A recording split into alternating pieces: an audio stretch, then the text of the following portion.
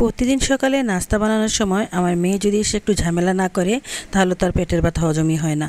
প্রত্যেকদিন সকালে এই কাজটা করে। আমি অনেক চুপে চুপে উঠি আর অনেক শব্দ ছাড়াই নাস্তাগুলো বানানোর চেষ্টা করি, কিন্তু ও শুনে ফেললেই হয়েছে, বাস ও চলে আসবে, এসে আমাকে একটা না একটা প্যারা দেবে। আজকে কি প্যারা দিয়েছে সেটাই এখন আপনাদেরকে দেখাবো, ও কি পরিমাণ জঘন্য প্যারাগুলো আমাকে দেয়। আসসালামু আলাইকুম, কেমন আছেন সবাই? আশা করি ভালো আছেন। আলহামদুলিল্লাহ আমিও ভালো আছি। এই যে এখানে আমি পরোটা বানাচ্ছিলাম, অনেকগুলো পরোটা বানিয়েছি। আজকে আমার শুক্রবার ছিল, তো আমি ভাবছি যে আজকে শুক্রবারে একটু ভালো নাস্তা বানাই, তাও চুপি চুপি বানাচ্ছিলাম। ও কেমনে যেন টের পেয়ে গেল আর চলে আসলো। এসে এখন আমাকে বলছে সে নাকি নতুন ধরনের একটা পরোটা আবিষ্কার করেছে, সেটা নাকি কেউ আজ পর্যন্ত বানায়নি, সেটাই সে খাবে। আমি তাকে একটু বানিয়ে দিতাম। সেই নতুন ধরনের পরোটা হচ্ছে এই যে এরকম, দেখেন, ভাবা যায় এরকম পরোটা জীবনে কেউ খায়? আমার 14 গোষ্ঠীও খায় নেই। কি করা, তারপর মেয়ের আবদার তো আমাকে রাখতেই হবে।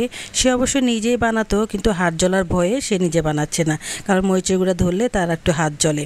তো যাই হোক, আমারও কিন্তু হাত জ্বালাপোড়া করবে। তারপর আমি তো মা, আমি তো আর না করে থাকতে পারি না। তো এখানে আমি একটা বড় করে রুটি বানিয়ে নিয়েছি। তারপর আমি এখানে একটু সয়াবিন তেল আর বেশি করে মরিচের গুঁড়ো আর একটু লবণ দিলাম, দিয়ে ভালো করে হাত দিয়ে রুটিটাকে মাখিয়ে নিয়েছি।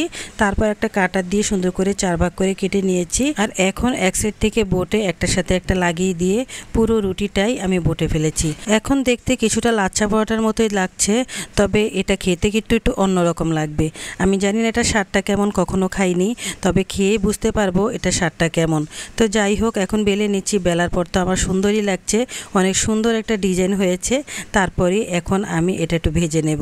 সত্যি বলতে আমি এমন পরোটা জীবনও খাইনি, আর আমার মেয়ে এমন জিনিসপত্রগুলোই সবসময় আমার সামনে নিয়ে আসে আর সেগুলোই আমাকে বানাতে বলে। তো যাই হোক, এখন আমি পরোটা একটু ভেজে নিচ্ছি। আগে একটু ছেঁকে নিয়েছিলাম, তারপর এখন তেল দিয়ে দিলাম। বাস এখন ভালো করে ভেজে নেব, আর ভেজে নিয়ে তারপর দেখাবো কিভাবে আপনাদেরকে পরিবেশন করে দেখাই। এই পরোটার পরিবেশনটাও কিন্তু একটু অন্যরকমভাবে খাওয়া হয়, সাধারণ পরোটার মতো নয়। আমি জানি না আপনারা কখনো খেয়েছেন কিনা। তো এখন আমি পরোটাটা ভালো করে ভেজে নিয়েছি আর এখন তুলে ফেলছি। দেখেন কি সুন্দর হয়েছে, একদমই লাচ্চা পরোটার মতো হয়েছে।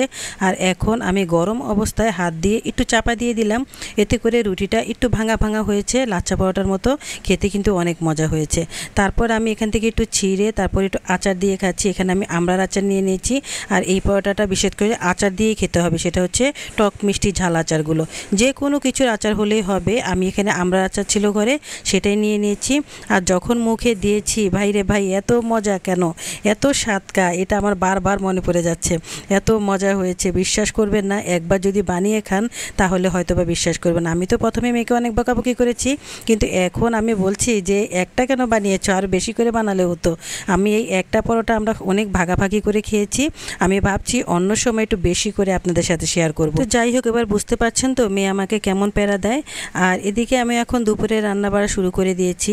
এখানে আমি বড় দেখে একটা চান্দা মাছ নিয়ে নিলাম, আর সেটা কুটে ভেজেও নিয়েছি। আর এখন এখানে ফ্রোজিং টমেটো নিয়ে নিয়েছি। টমেটোগুলো আমি একদমই ভর্তা ভর্তা করে ফেলেছি। আর তারপর আমি বেশি করে পেঁয়াজ দিয়েছি, কাঁচামরিচ দিয়েছি, তারপর আবার একটু রসুন বাটা, আদা বাটা সব দিয়ে দিলাম।